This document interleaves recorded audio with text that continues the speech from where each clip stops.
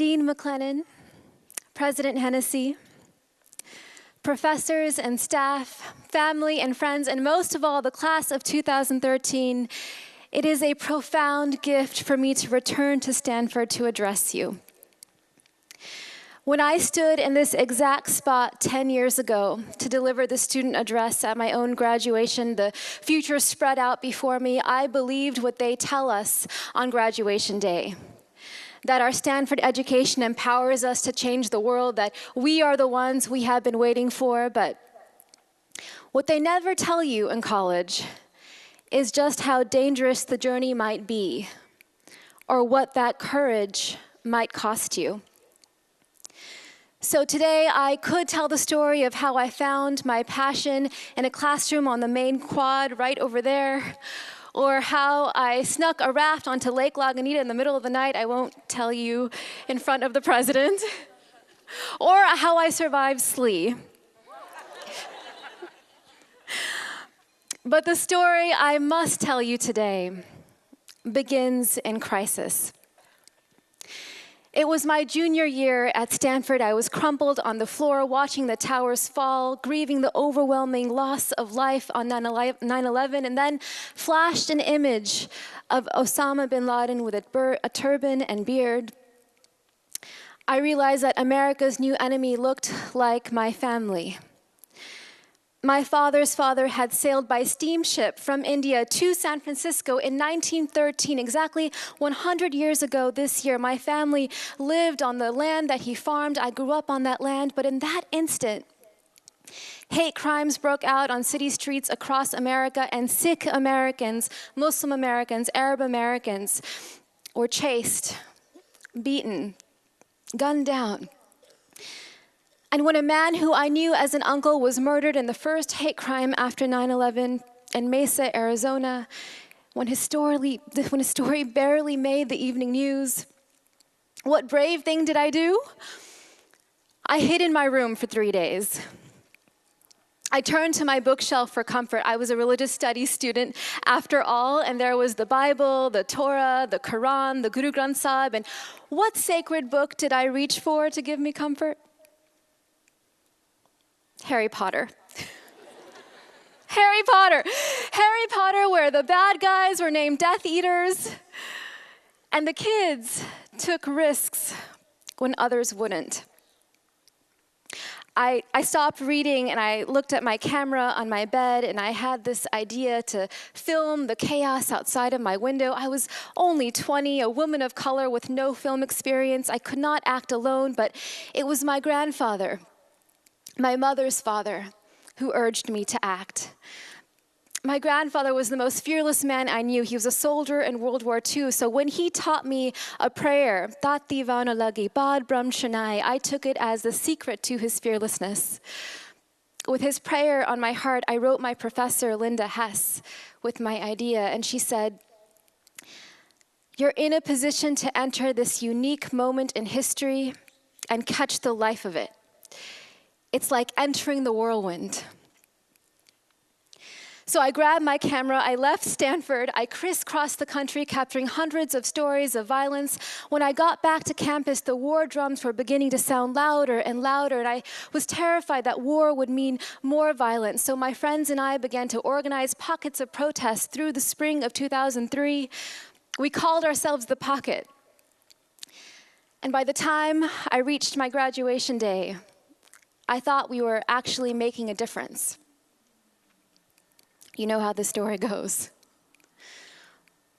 The years went by and the wars went on, and my classmates came home in coffins. My high school lost the most number of soldiers in the wars in Iraq and Afghanistan, more than any other school in the country, and my camera could not focus on all the stories. They were happening so fast: hate crimes, detentions, deportations, surveillance, profiling, torture. And finally, while I was filming an anti-war protest as a legal observer in the streets of New York City, I found myself on the other side of my stories. Wrongfully arrested, my arm badly twisted by a New York City police officer, detained in a makeshift detention center nicknamed Guantanamo on the Hudson. Staring at the bars, my useless hand against my chest, It was my grandfather's prayer that rose to my lips, Tati vana lagipad brahm shanai. But when I got out, my injury did not heal.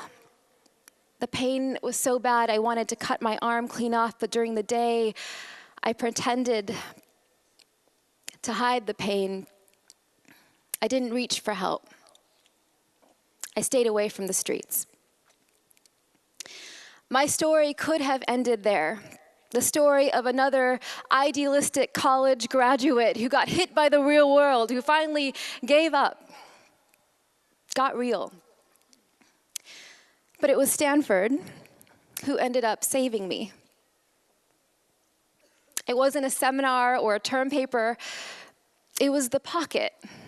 It was my friends who reached out to me when I didn't know I even needed help. And it was Dean Tommy Woon who taught me the greatest lesson that changed my life. He said, if we drive ourselves into the ground, if we pretend that we are perfect, if we hide our pain and imperfection, then we are embodying the very dysfunction and neglect we seek to heal out in the world. The way we make change is just as important as the change we make. I decided that I wanted to make change with love and with joy.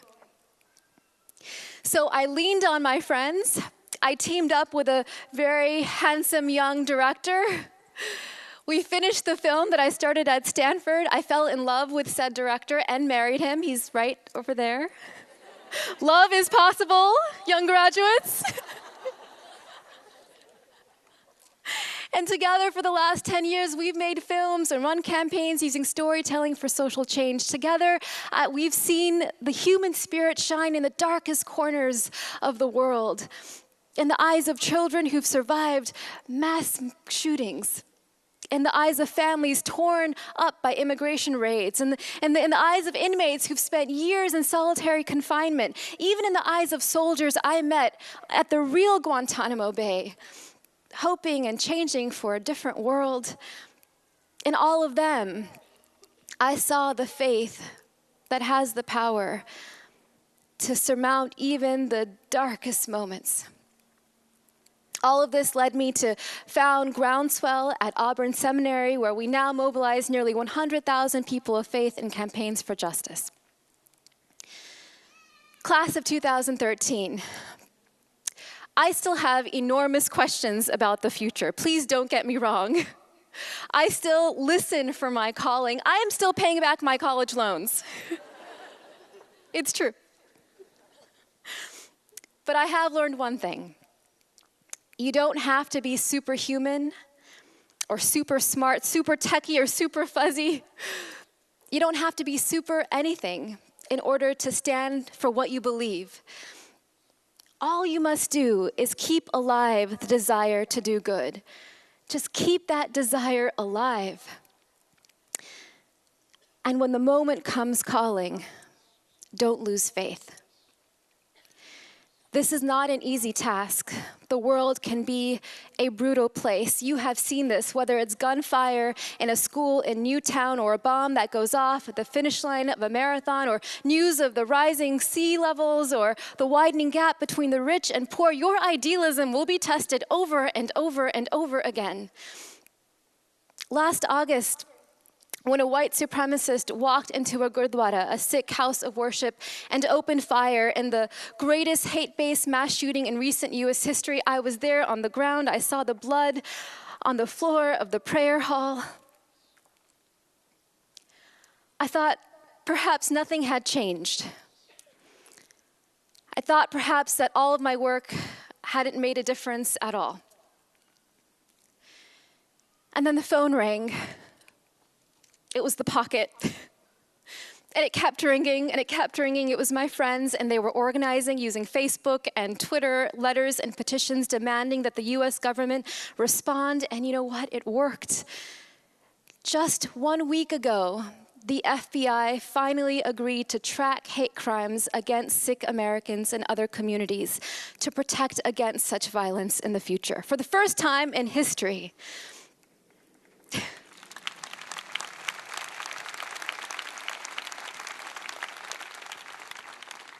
Something had changed. In the 10 years since I stood on this stage, the world has become a darker place in many ways, but it has also become home to a powerful force for good, you. A few years ago, I watched my grandfather's body swallowed up by the Parkinson's disease. He managed to smile at each of us around his deathbed, fearless to the very end. When he died, I was so angry with him. I felt like he left me without teaching me the real secret to his fearlessness. I had the prayer rise up in me, Tati Vanalagi Padbram Shanai, and then I realized that I didn't know what it meant. So, like a good Stanford student, I Googled it.